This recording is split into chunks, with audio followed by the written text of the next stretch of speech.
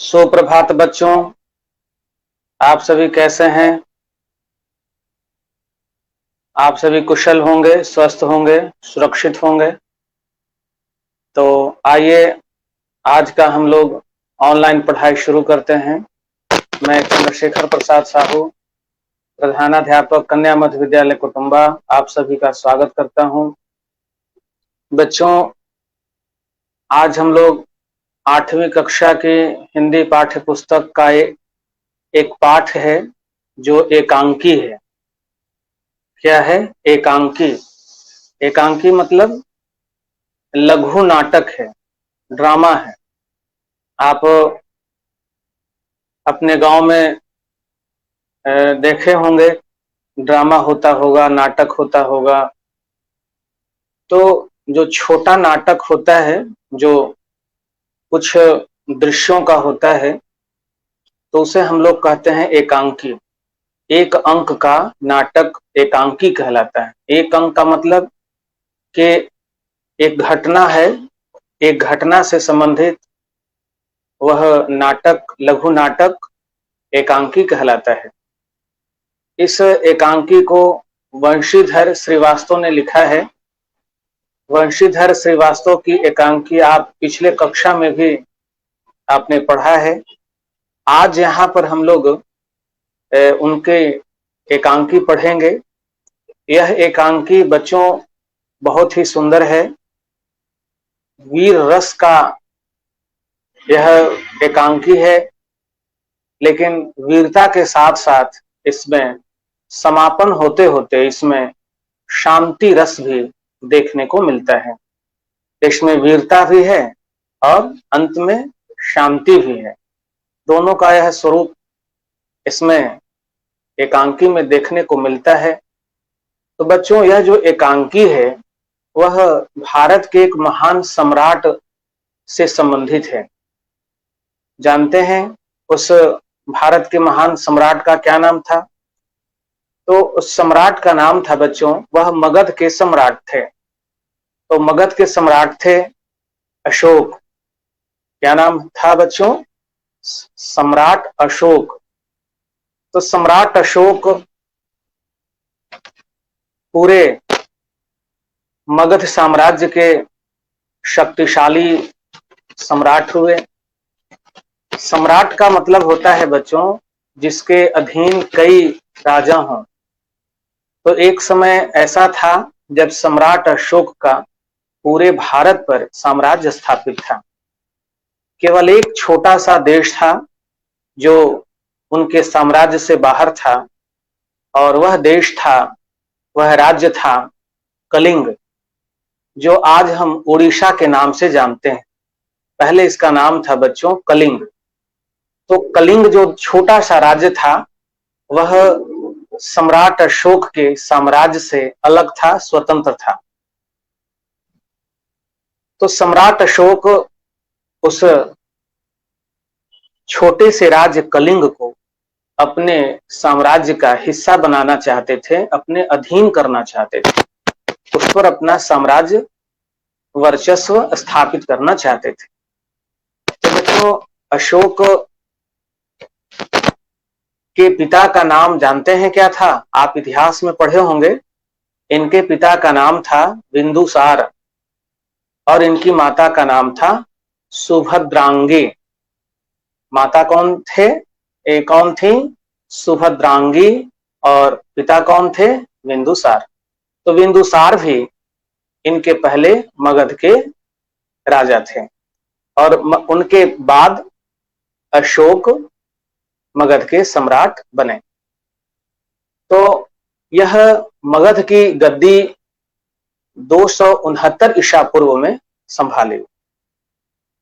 269 ईसा पूर्व में संभाली और उसके 8 साल के बाद 261 ईसा पूर्व में वह कलिंग पर आक्रमण किया। 262 ईसा पूर्व में कलिंग पर आक्रमण किया और लगभग कमोबेश 2 साल से अधिक, लगभग 4 साल तक छिटपुट उसके साथ युद्ध होता रहा।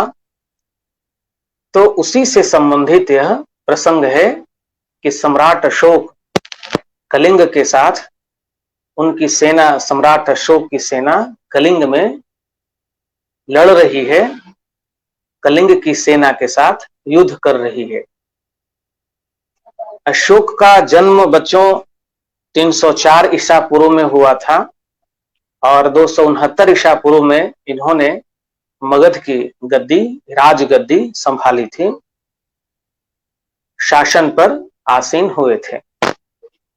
तो बच्चों, अपने शासन के 8वें साल यह कलिंग पर चढ़ाई किया और कलिंग के साथ युद्ध किया। लेकिन कलिंग की सेना जो थी वह बहुत बहादुर सेना थी, लड़ाकू सेना थी। आसानी से सम्राट अशोक कलिंग की सेना को पराजित नहीं कर सके। तो वही बच्चों, ये जो उन्हीं घटनाओं से संबंधित यह एकांकी है। तो बच्चों, एकांकी में, नाटक में जब शुरू होता है तो दृश्य होता है। दृश्य मतलब क्या क्या चीज सामने होना चाहिए, और जब पर्दा खुलता है तो दृश्य सामने उपस्थित होता है। नाटक में पात्र होते हैं, पात्र अपना संवाद कहते हैं, अपनी बात कहते हैं, डायलॉग कहते हैं। संवाद के जरिए उसकी जो घटना की कथा वस्तु है, कथानक है, वह आगे बढ़ता है और अंत में फिर वह समाप्त भी होता है। तो इस नाटक में दृश्य होते हैं, पात्र होते हैं, पात्रों के संवाद होता है, घटनाक्रम, कथानक भी होता है। और यह एक घटना का जो उद्देश्य है, घटना की जो सफलता या विफलता है, उस पर नाटक का कोई एक अंक केंद्रित होता है। तो उसी अंश में यह कहानी है। कहानी को एक नाटक के रूप में, उस घटना को एक नाटक के रूप में, एक एकांकी के रूप में आपके पाठ में यह लाया गया है। इसके लेखक कौन है, नाटककार कौन है? वंशीधर श्रीवास्तव। तो आइए हम लोग इस एकांकी का शीर्षक क्या है? इस कहानी का शीर्षक है अशोक का शस्त्र त्याग। क्या है नाम? अशोक का शस्त्र त्याग। अशोक का शस्त्र त्याग। शस्त्र कहते हैं बच्चों वह हथियार जिसे हाथ में धारण करके, हाथ में लेकर लड़ा जाता है। तो अशोक कैसे अपना शस्त्र त्यागते हैं, अपना तलवार त्यागते हैं, इसके बारे में यह एकांकी है। तो यह एकांकी का पहला दृश्य है बच्चों कि एक मैदान में मगध के सैनिक का शिविर लगा हुआ है। शिविर मतलब होता है जहां पर सैनिक का पड़ाव होता है, सैनिक का विश्राम स्थल होता है, तंबू गाड़ करके उनके रहने के लिए सुविधा दी जाती है, तो उसको कहते हैं शिविर। तो मगध के सैनिकों का शिविर है और बीच में मगध की पताका फहरा रही है। पताका के पास सम्राट अशोक का शिविर है। सम्राट अशोक युद्ध के मैदान में थे, शिविर में थे और युद्ध को देख रहे थे, युद्ध का ध्यान रख रहे थे। उन्हीं के नेतृत्व में युद्ध हो रहा था कलिंग के साथ में। अपने शिविर में अशोक टहल रहे हैं, उनके मुख पर चिंता की छाया है। वे कुछ सोचते हुए आसन पर बैठ जाते हैं। यह दृश्य है, मगध का शिविर है, बीच में पताका फहरा रही है, उसी के पास में ही सम्राट अशोक का शिविर है। सम्राट अशोक भी अपने शिविर में टहल रहे हैं, लेकिन वह चिंतित हैं। वह टहलते हुए अपने आसन पर बैठ जाते हैं।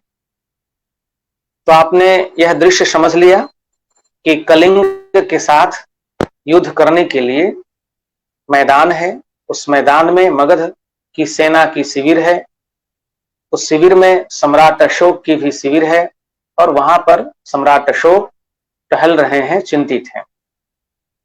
अशोक स्वतः बोलते हैं, स्वतः मतलब स्वयं बोलते हैं। क्या बोलते हैं? आज 4 साल से यह युद्ध हो रहा है और कलिंग आज भी जीता नहीं जा सका। दोनों ओरों से लाखों आदमी मारे गए हैं, लाखों घायल हुए हैं, पर हम आज भी असफल हैं। क्या होगा इसका परिणाम? अशोक स्वयं विचार कर रहे हैं कि क्या होगा। आज कलिंग के साथ 4 साल से युद्ध हो रहा है, लेकिन कलिंग आज भी जीता नहीं जा सका है। दोनों ओर के लाखों सैनिक मारे गए, लाखों आदमी मारे गए, लाखों घायल हुए, लेकिन आज भी हम असफल हैं। क्या इसका परिणाम होगा? उसी समय द्वारपाल आता है। द्वारपाल प्रवेश करता है और कहता है सिर झुकाकर, राजन, संवाददाता आना चाहता है।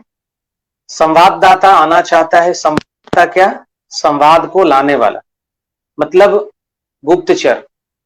राजा के पास संवाददाता होते थे, गुप्तचर होते थे, जो कहीं की गोपनीय सूचना या कोई समाचार संवाद लाते थे और सुनाते थे। तो द्वारपाल आकर कहा कि महाराज, संवाददाता आना चाहता है। अशोक कहते हैं आने दो। अशोक क्या बोलते हैं? आने दो। संवाददाता प्रवेश कर जाता है और कहता है, महाराज, अशोक की जय हो। शुभ संवाद है। गुप्तचर समाचार लाया है कि कलिंग के महाराज लड़ाई में मारे गए हैं। संवाददाता आता है और कहता है कि महाराज की जय हो।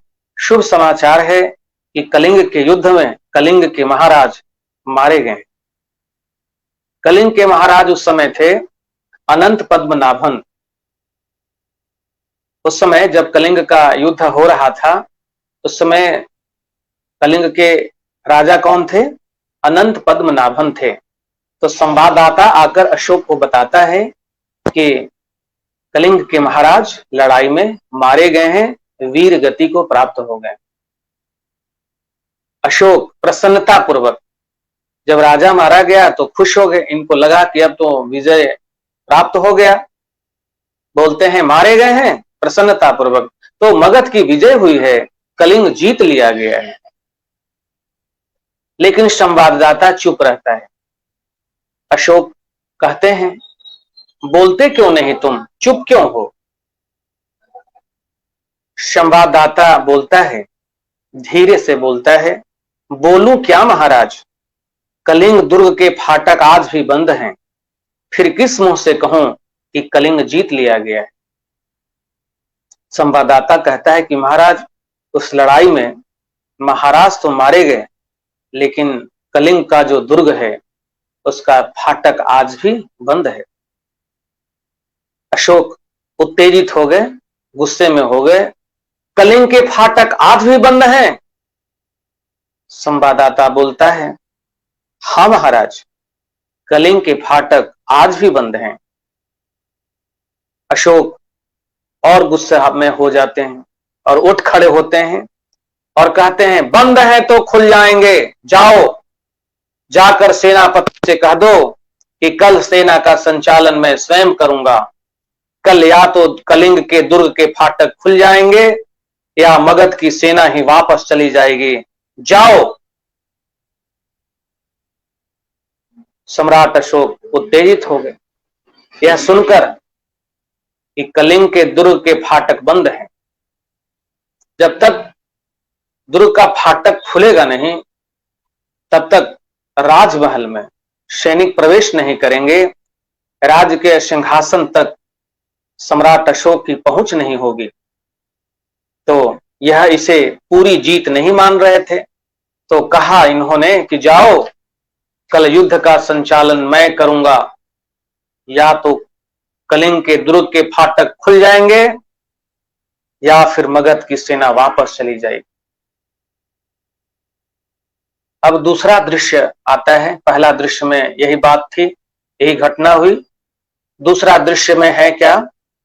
दूसरे दिन प्रातः काल का समय है। शस्त्र सज्जित अशोक घोड़े पर बैठे हैं। उनके पास उनका सेनापति है। सामने कलिंग दुर्ग है जिसके फाटक बंद हैं। दृश्य यही है कि कलिंग के दुर्ग के पास फाटक जहां बंद है, उसके समीप सम्राट अशोक शस्त्र सज्जित, मतलब कवच और हाथ में शस्त्र तलवार लिए हुए घोड़े पर सवार हैं और उनके सामने एक तरफ कलिंग दुर्ग का फाटक भी है जो बंद है और दूसरे तरफ मगध की सेना है।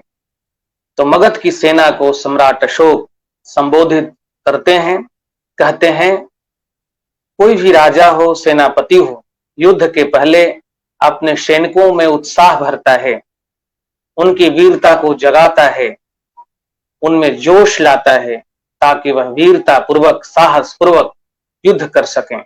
तो सम्राट अशोक अपने सैनिकों में हौसला लाने के लिए, उत्साह भरने के लिए कहते हैं। क्या कहते हैं, सुनिए। मेरे वीर सैनिकों, आज 4 साल से युद्ध हो रहा है, फिर भी हम इस कलिंग को जीत नहीं पाए हैं।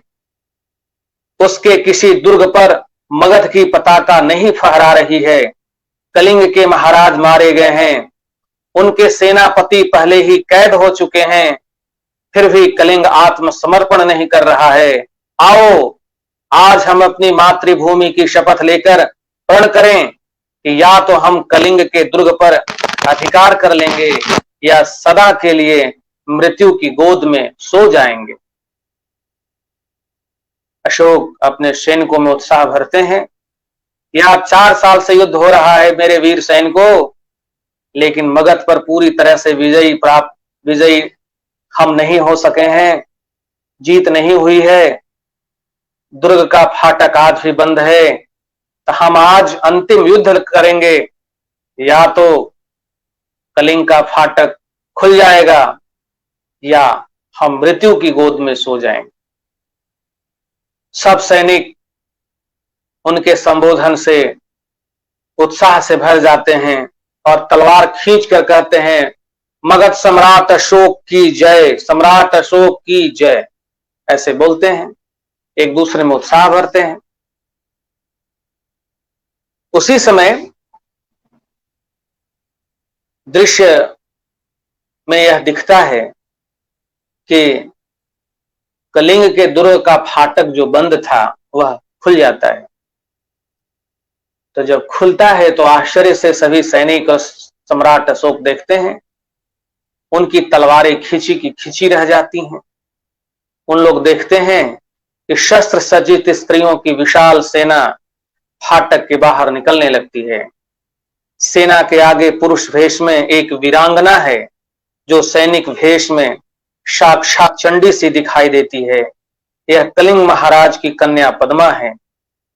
स्त्रियों की सेना अशोक की सेना से कुछ दूरी पर रुक जाती है। अशोक के सिपाही मंत्रमुग्ध से देखते रह जाते हैं। अशोक भी चकित रह जाते हैं। जैसे ही सम्राट अशोक के सैनिक तलवार खींचकर सम्राट अशोक की जय करते हैं, उसी समय कलिंग के दुर्ग का फाटक खुल जाता है और उस अंदर से स्त्रियों की विशाल सेना बाहर निकलती है और सभी स्त्रियां शस्त्र सज्जित हैं और अपने हाथों में तलवार और कवच धारण किए हुए हैं। उनके आगे आगे एक पुरुष वेश में वीरांगना मतलब वीर महिला, युद्ध में लड़ने वाली महिला, वीरांगना के वेश में, पुरुष के वेश में वह वीरांगना आगे आगे घोड़े पर सवार चल रही है और उसकी सारी सेना बाहर निकलकर अशोक की सेना के समीप आमने सामने रुक जाती है। अशोक की सेना देखते हैं, अरे ये क्या हुआ, ये स्त्रियों की सेना है, इसमें सारी स्त्रियां ही हैं जो शस्त्र सज्जित हैं। बस उनके सामने एक वीरांगना है जो पुरुष वेश में है, जो शस्त्र धारण किए हुए है, घोड़े पर सवार है। यह कौन है? तो यह है कलिंग महाराज की पुत्री पद्मा, जो वीरांगना है, युद्ध भूमि में लड़ने वाली वीर महिला है। पद्मा जिस तरह से अशोक अपने सैनिकों में उत्साह भरते हैं, उसी तरह से पद्मा भी अपने स्त्री सैनिकों में उत्साह भरती है, उनकी वीरत्व को जगाती है। क्या कहती है सुनिए। बहनों, तुम वीर कन्या, वीर भगनी और वीर पत्नी हो। मुझे तुमसे कुछ नहीं कहना है। जिस सेना ने तुम्हारे पिता, भाई, पुत्र और पति की हत्या की है, वह तुम्हारे सामने खड़ी है। आज उसी से तुम्हें लोहा लेना है। तुम प्रण करो कि जननी जन्मभूमि को पराधीन होते देखने के पहले तुम सदा के लिए अपनी आंखें बंद कर लोगे। पद्मा अपनी स्त्री सैनिकों में उत्साह भरती है, कहती है कि मेरे वीर स्त्रियों, सामने देखो, यह अशोक की सेना है और इसी सेना ने तुम्हारे पति, तुम्हारे भाई, तुम्हारे पुत्र की हत्या की है। तुम वीर कन्या हो, वीर भगनी हो, वीर पत्नी हो।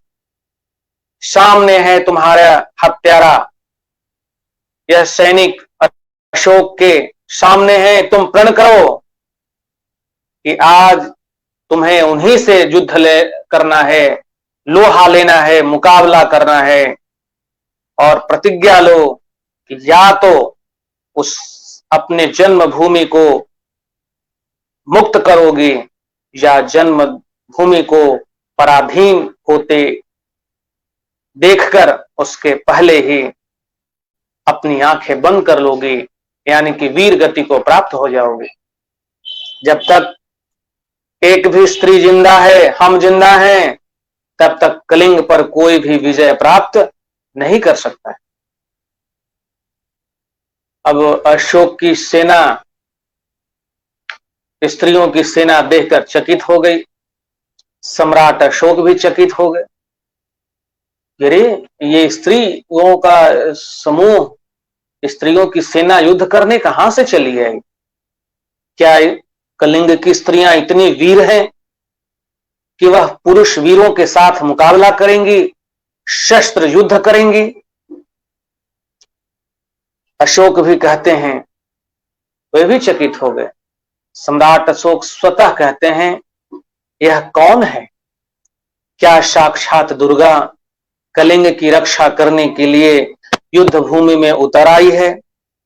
शेष सैनिक भी सभी स्त्रियां हैं। क्या स्त्रियों से भी युद्ध करना होगा? क्या अशोक को स्त्रियों का भी वध करना होगा? ना, मैं स्त्री वध नहीं करूंगा। मुझे विजय नहीं चाहिए। मैं यह पाप नहीं करूंगा। मैं शस्त्र नहीं चलाऊंगा। सोचते हैं, अरे, कलिंग की रक्षा करने के लिए स्त्रियों का यह दल, क्या दुर्गा स्वयं कलिंग की रक्षा के लिए अपनी सेना के साथ आ गई? युद्ध में तो जो आई हैं वो सभी स्त्रियां हैं, सभी सैनिक जो हैं वो स्त्रियां हैं। क्या मुझे स्त्रियों से युद्ध करना होगा?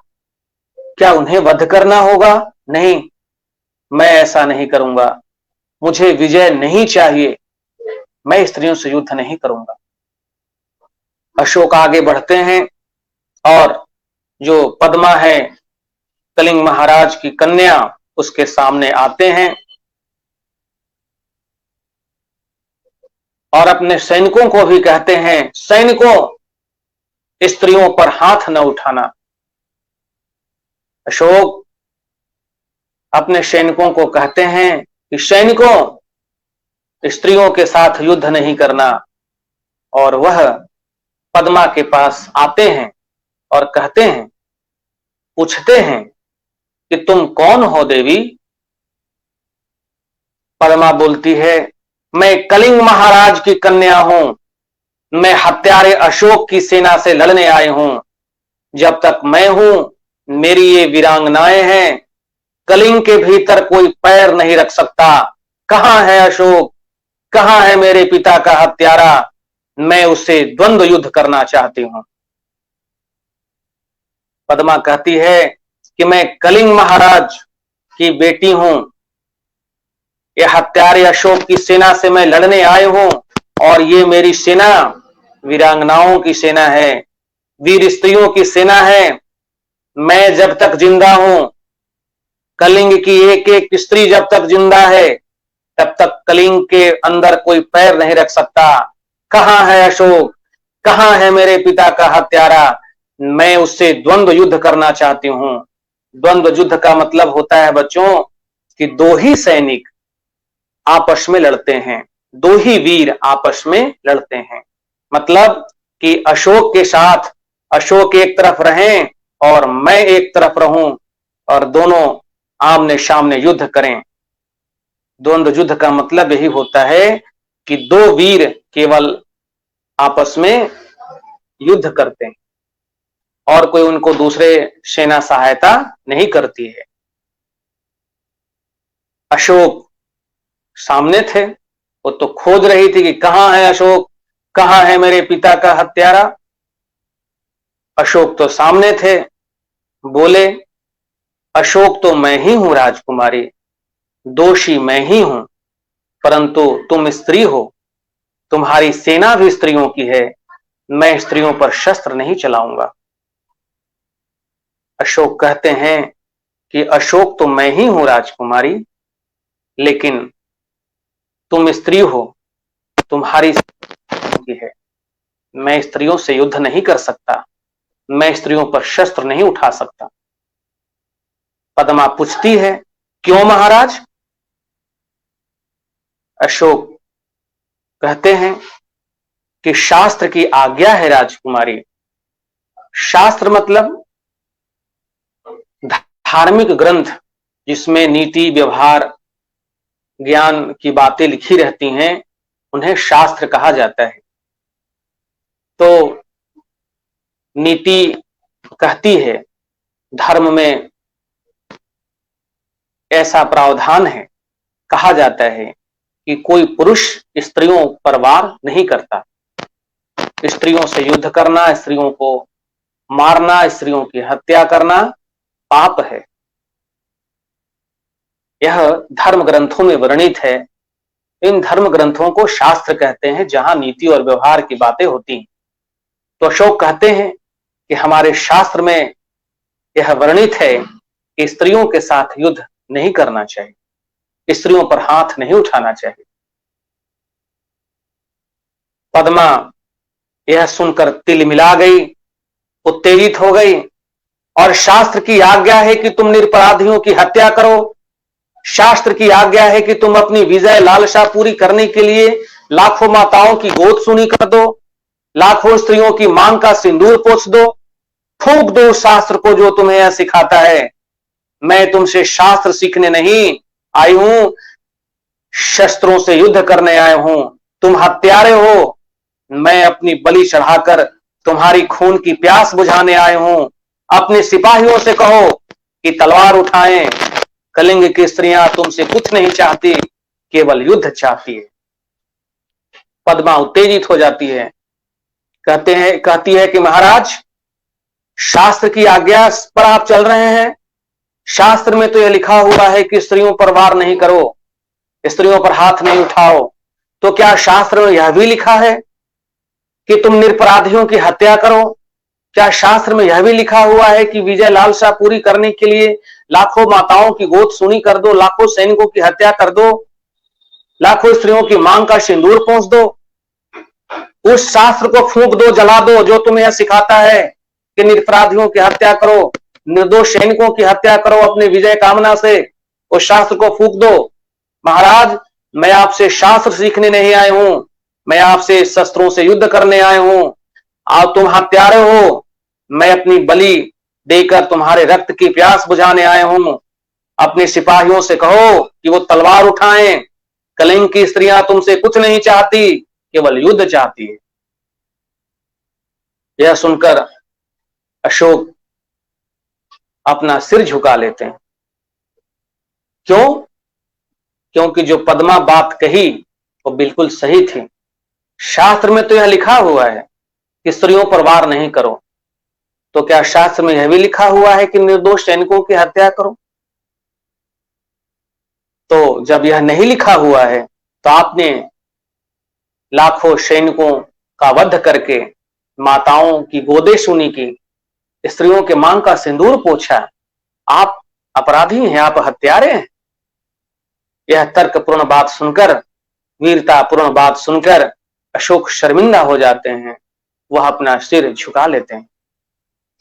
पद्मा कहती है कि आप हत्यारे हैं, मैं अपनी बलि देकर आपके रक्त की प्यास बुझाने आया हूं।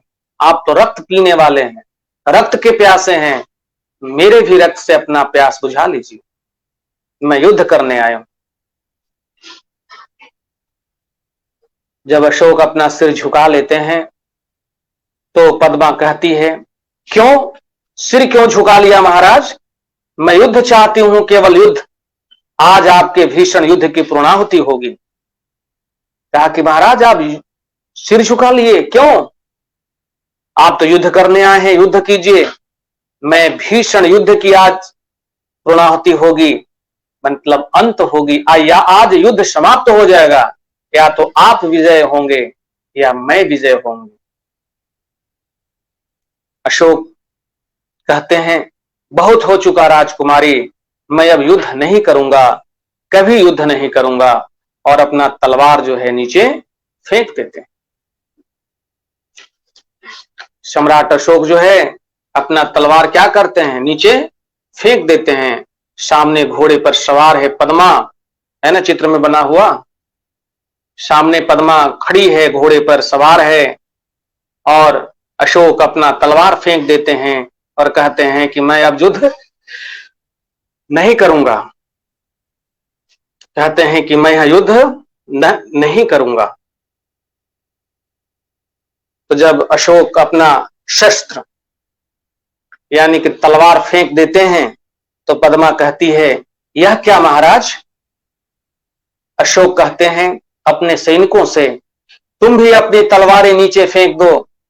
आज से अशोक तुम्हें कभी किसी पर आक्रमण करने की आज्ञा नहीं देगा, फेंक दो अपनी तलवारें। अशोक अपने सैनिकों को भी कहते हैं कि तुम भी अपनी तलवारें फेंक दो, अब तुम्हें अशोक कभी भी आक्रमण करने के लिए नहीं कहेगा, युद्ध करने के लिए नहीं कहेगा, फेंक दो अपनी तलवारें। सम्राट अशोक की आज्ञा से सभी सैनिक अपनी अपने तलवार फेंक देते हैं।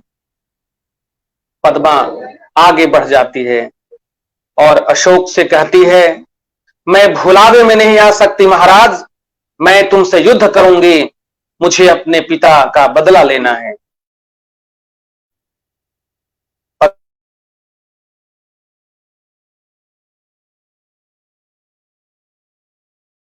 में नहीं आ सकती, मैं युद्ध करना चाहती हूं, मैं अपने पिता का बदला लेना चाहती हूं। अशोक जब पद्मा की यह बात सुनते हैं तो अपना सिर झुका लेते हैं और कहते हैं, तो लीजिए बदला राजकुमारी, मैं अपराधी हूं। जिस अशोक ने लाखों का सिर काटा है और जिस अशोक का सिर आज तक किसी के आगे नहीं झुका, वह आपके आगे नत है। काट लीजिए इस सिर को, मैं हथियार नहीं उठाऊंगा, मेरी प्रतिज्ञा अटल है। अशोक सिर झुकाकर खड़े हो जाते हैं और कहते हैं कि अगर बदला लेना है राजकुमारी तो लीजिए, यह मेरा सिर आपके सामने है।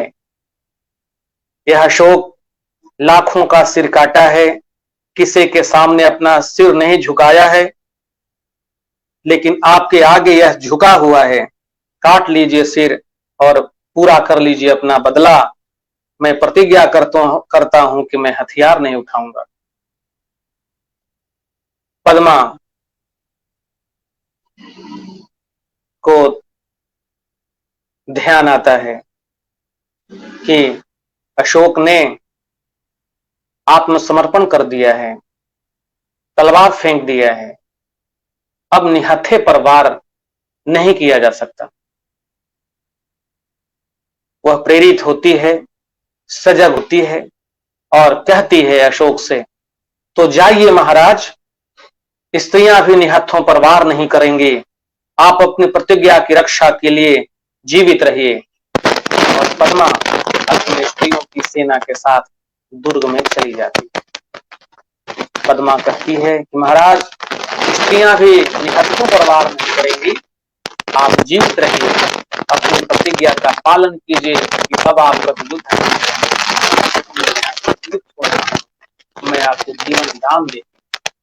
और यह कहकर पद्मा अपने स्त्री सैनिकों के साथ दुर्ग में वापस चली जाती है। यह दूसरा दृश्य यहाँ पर समाप्त होता है। तीसरा दृश्य अब आता है एकांकी में। तीसरा दृश्य यह है कि अशोक और उसके सभी सरदार पीले वस्त्र धारण किए हुए हैं। उनके सामने एक बौद्ध भिक्षु बैठे हुए हैं। बौद्ध भिक्षु अशोक से कहते हैं, कहो मैं प्रतिज्ञा करता हूं कि। अशोक भी कहते हैं, दोहराते हैं कि मैं प्रतिज्ञा करता हूं कि। बौद्ध भिक्षु पुनः कहता है, जब तक मेरे शरीर में प्राण रहेंगे। अशोक बोलते हैं, जब तक मेरे शरीर में प्राण रहेंगे। मतलब इस दृश्य में बौद्ध भिक्षु जो है अशोक को बौद्ध धर्म की दीक्षा दे रहा है, बौद्ध धर्म में शामिल करा रहा है और उन्हें प्रतिज्ञा करवा रहा है, संकल्प करवा रहा है। तो संकल्प का पहला लाइन बौद्ध भिक्षु बोल रहा है और फिर दोहरा कौन रहे हैं? सम्राट अशोक, और वह बौद्ध धर्म की दीक्षा ग्रहण कर रहे हैं, बौद्ध धर्म को स्वीकार कर रहे हैं। बौद्ध भिक्षु कहता है, अहिंसा ही मेरा धर्म होगा। अशोक भी कहते हैं, अहिंसा ही मेरा धर्म होगा। बौद्ध भिक्षु कहते हैं, मैं सबसे प्रेम करूंगा और मेरी करुणा का सदाव्रत आप सबको मिलेगा। अशोक भी दोहराते हैं, मैं सबसे प्रेम करूंगा और मेरी करुणा का सदाव्रत आप सबको मिलेगा। बौद्ध भिक्षु कहते हैं, प्रतिज्ञा करो कि जब तक जीवित रहूंगा अपनी प्रजा की भलाई करूंगा, सब प्राणियों को सुख और शांति पहुंचाने का प्रयत्न करूंगा, सब धर्मों को समान दृष्टि से देखूंगा। अशोक भी प्रतिज्ञा करते हैं कि मैं प्रतिज्ञा करता हूं कि मैं शक्ति भर आपकी आज्ञा का पालन करूंगा। बौद्ध भिक्षु अब बोलते हैं, बुद्धम शरणम गच्छामि, धर्मम शरणम गच्छामि, संघम शरणम गच्छामि। तो सभी लोग, सम्राट अशोक और उनके सभी सरदार सभी स्वीकार करते हैं, दोहराते हैं, बुद्धम शरणम गच्छामि, धर्मम शरणम गच्छामि, संघम शरणम गच्छामि। मतलब मैं बुद्ध के शरण में जाता हूं, मैं बौद्ध धर्म के शरण में जाता हूं, मैं बौद्ध संघ के शरण में जाता हूं। तो यह इस तरह से कहकर प्रतिज्ञा कर वह बौद्ध धर्म को स्वीकार करते हैं, बौद्ध धर्म की दीक्षा ग्रहण करते हैं। इसी दृश्य के साथ कहानी जो है समाप्त होती है और आपका एकांकी जो है उसका पटाक्षेप होता है, पर्दा गिरता है, यानी कि समाप्त होता है। तो इस तरह से यह एकांकी था। बच्चों, आपने देखा कि अशोक जो महान सम्राट थे, जिनका पूरे भारत में शासन था, एक छोटे से कलिंग पर राज्य पर अपना अधिकार करने के लिए 4 सालों तक युद्ध किया और अंत में जब महाराज मारे गए तो उनकी कन्या, उनकी बेटी उनके साथ युद्ध करने आई और अशोक उनको देखकर, स्त्री को देखकर उससे एहसास होता है कि मैंने गलती किया, मेरे ही कारण लाखों सैनिक मारे गए, कई माताओं की गोद सुनी हो गई, कई स्त्रियों की मांग का सिंदूर पूछ गया, मतलब उनके पति मारे गए, विधवा हो गई, कई बच्चे अनाथ हो गए। तो यह जो युद्ध हुआ यह काफी भयंकर युद्ध हुआ और इसमें निर्दोष सैनिक मारे गए। यह तो मैंने पाप किया। यह भावना तब जगती है जब वह पद्मा से बात करते हैं। पद्मा जब उनके प्रश्नों का जवाब देती है और कहती है कि यह कौन सा शास्त्र में है कि आप निर्दोष सैनिकों की हत्या करें। इन बातों से अशोक को ग्लानि होती है, अशोक को पछतावा होता है कि उसने एक छोटे से राज्य के लिए लाखों सैनिकों को, जो निर्दोष थे, उनकी हत्या करवा दी। युद्ध में लाखों सैनिक मारे गए एक छोटे से राज्य के लिए। तो ऐसा राज्य जहां निर्दोष सेना की हत्या करके उसका मुकुट पहना जाए, वहां का राज्य शामिल किया जाए अपने साम्राज्य में, यह तो बहुत अपराधजनक बात है। एहसास होता है अपनी गलती का और पश्चाताप करते हैं, उन्हें ग्लानि होती है और शांति के मार्ग पर चलने का प्रयत्न करते हुए प्रतिज्ञा करते हैं कि अब वह भविष्य में कभी युद्ध नहीं करेंगे और शांति के मार्ग पर चलेंगे, जीवों पर दया करेंगे, प्रजा की भलाई करेंगे। और यह धारणा बनाकर बौद्ध धर्म में वह दीक्षित होते हैं, बौद्ध धर्म की दीक्षा ग्रहण करते हैं। बौद्ध धर्म शांति का संदेश देता है, अहिंसा का संदेश देता है।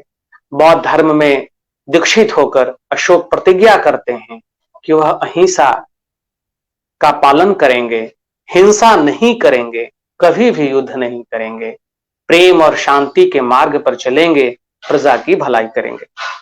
तो बच्चों, युद्ध और शांति दोनों में से जो शांति का मार्ग है वह उन्नति का मार्ग है, प्रगति का मार्ग है, और जो युद्ध का मार्ग है बच्चों, सीधा मौत का मार्ग है, शमशान का मार्ग है। तो बड़े बड़े युद्ध हुए, उसमें निर्दोष लाखों सैनिक मारे गए और शांति का मार्ग पर चलने के लिए बुद्ध ने प्रयास किया, अहिंसा के मार्ग पर चलने के लिए बुद्ध ने प्रयास किया और कई राजाओं को बौद्ध धर्म की दीक्षा देकर, बौद्ध धर्म में शामिल कराकर उन्हें अहिंसा के मार्ग पर लाया, उन्हें शांति और प्रेम के मार्ग पर लाया। तो बौद्ध धर्म की यह विशेषता रही और बौद्ध धर्म में अशोक दीक्षित हुए। यह प्रसंग दिखाता है कि हमें शांति के रास्ते पर ही चलना चाहिए। युद्ध का रास्ता जो है कभी भी प्रगति और उन्नति का रास्ता नहीं है।